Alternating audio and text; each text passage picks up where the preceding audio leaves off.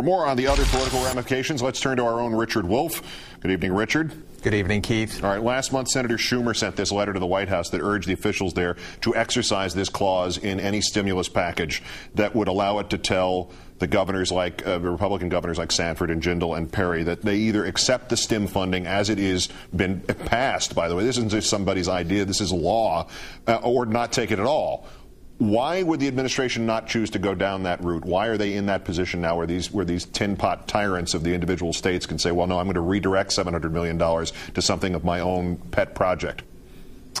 Well, believe me, there are plenty of people in the West Wing and also in the Democratic Party in Washington who would like to have seen that kind of thing happen. And there's a lot of satisfaction in playing that kind of politics. The problem is it may seem petty at a time when people in these states need help.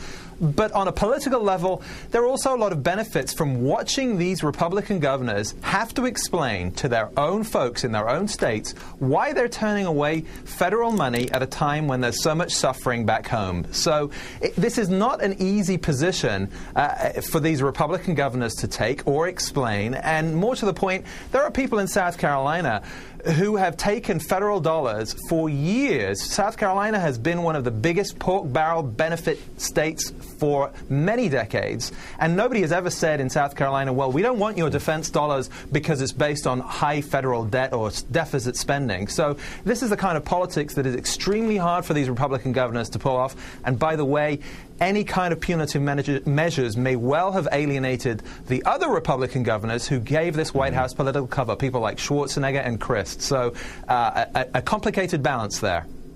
Away from South Carolina and to the stock market, when Wall Street has a bad day or a bad month or a bad hour, it has been declared Obama's fault, even for the period when he had not yet been elected president but was merely a nominee.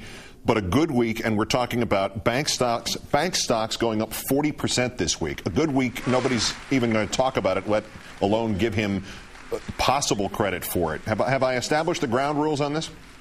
Pretty much, yeah. Look, it's crazy to punish a president for declines in the stock market, and it's idiotic to give them benefits, but you should be consistent whether it goes down or up if you're going to lay all the blame or give the benefit to a president.